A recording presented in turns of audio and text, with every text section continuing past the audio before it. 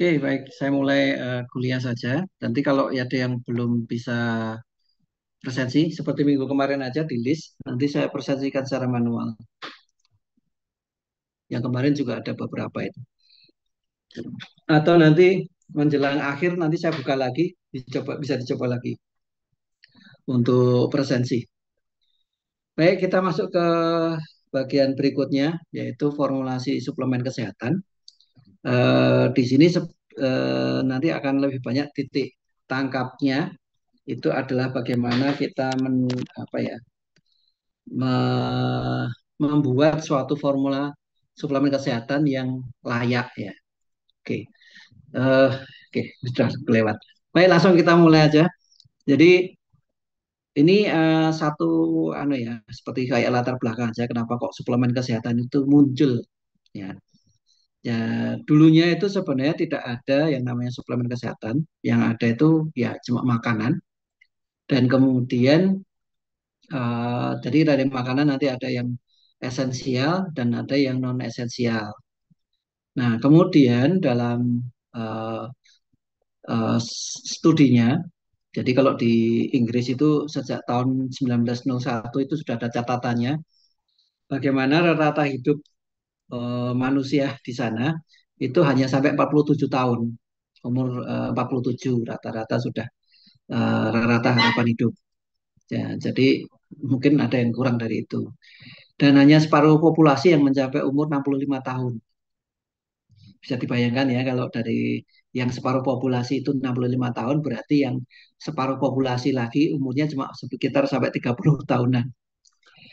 Dan seperlima kematian akibat penyakit infeksi dan kurang dari seperempat kematian akibat kanker dan penyakit jantung. Nah, catatan selanjutnya 100 tahun kemudian di Inggris itu juga eh, ternyata ada suatu perkembangan yang berbeda karena rata harapan hidup itu bisa meningkat 30 tahun. Jadi yang tadinya cuma sampai 47 bisa sampai sekitar 77 tahun umurnya. Kemudian banyak orang yang bisa mencapai umur 65 dan hanya satu dari 200 kematian itu adalah akibat dari infeksi. Ini cukup jelas suara saya. Oh ya. Nah, dan kemudian 3/4 kematian akibat kanker dan penyakit jantung. Jadi satu hal eh, karena perbaikan kemakmuran dan kesejahteraan di sana terjadi pergeseran pola pola hidup,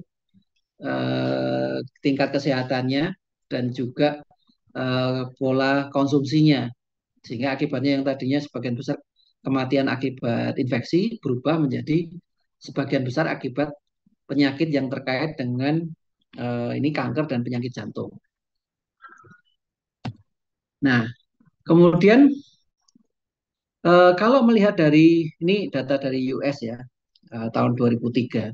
Jadi di US itu ada saran apa itu untuk guidance untuk makanan yang dianggap sehat. Ya, ini ada piramidnya. Nah, di sini dari data itu ada suatu pola yang sehat itu adalah bahwa dia misalnya dairy food, jadi makanan-makanan yang bersifat dari susu itu cuma 2 sampai 3 porsi serving. Kemudian sayuran itu 3 sampai 5 kali serving dan kemudian sereal, bread dari sumber-sumber karbohidratnya itu 6 sampai 11, daging 2 sampai 3, buah sampai 2 sampai 4. Jadi kalau sumber seratnya kalau diakumulasikan sayur dan buah itu sudah mencapai sekitar 5 sampai 9 porsi sendiri menjadi yang porsi yang dominan. Akan tetapi kenyataannya meskipun sudah ada guidance seperti itu, konsumsi mereka masih seperti yang di samping ini. Jadi sebagian besar kalori yang mereka dapat itu malah bukan dari tadi yang roti, sereal, nasi atau pasta itu. Tapi malah kemudian ternyata sebagian besar itu dari sumber-sumber yang berasal dari yang ada gulanya. Ya. Sehingga kemudian juga dari yang tinggi juga sumber yang lainnya adalah dari itu namanya meat, dari daging. Sedangkan sayur dan buah itu masih konsumsinya tidak terlalu besar.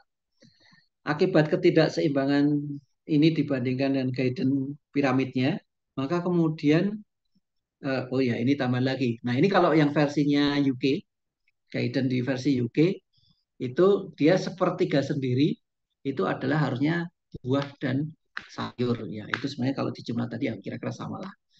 Kemudian daging itu berapanya ini? Seperlapan lah. Kemudian lemak itu yang paling kecil, susu atau dairy food yang lain itu sepertiga juga. Nah, nasinya sepertiga, seperenam, dan kemudian yang dari karbohidratnya sepertiga. Nah, ini kalau kalau dari British. Nah, yang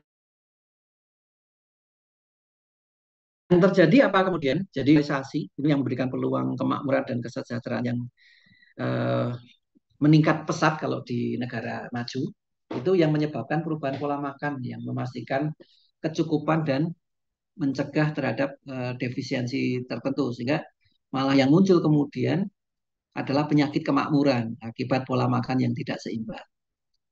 Nah, agak berbeda dengan di negara berkembang, itu konsumsi karbohidrat mencapai lebih dari 3/4 kalori dari kalori harian, sedang di negara maju itu hanya seperempat dari kebutuhan kalori harian.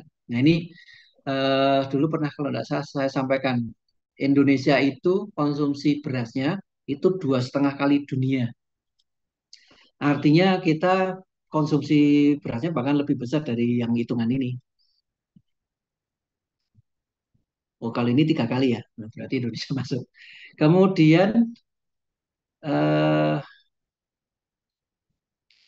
permasalahannya orang agak bukan malah ya, tapi malas untuk mengkonsumsi buah dan sayur seperti yang disarankan dalam guidance dari US ataupun UK. Ya. Indonesia juga sebenarnya punya pola guidance yang sama yang sekarang disebut isi piringku. Kalau kalau dulu 4 sehat 5 sempurna, tapi itu dianggap tidak cocok. Kemudian sekarang masuk ke isi piringku. Karena yang dianggap tidak cocok karena susu itu untuk orang Indonesia agak susah mendapatkannya dan harganya juga cukup tinggi dibandingkan kalau dengan pendapatan orang Barat ya. Dengan harga susu di sana cukup murah. 1 liternya dulu waktu saya sana itu cuma sekitar 90 sen lah. Nggak sampai, cuma sekitar 10 sampai 12 ribu lah. Nah, Anda lihat aja kalau di supermarket di Indonesia, susu di Indonesia 1 liternya berapa. Sekarang sudah mencapai di atas 20 ribu per liternya. Sehingga bukan karena kita nggak kuat beli, tapi memang harganya lebih mahal daripada di sana. Karena industrialisasi ternak penghasil susu kurang di Indonesia. Nah,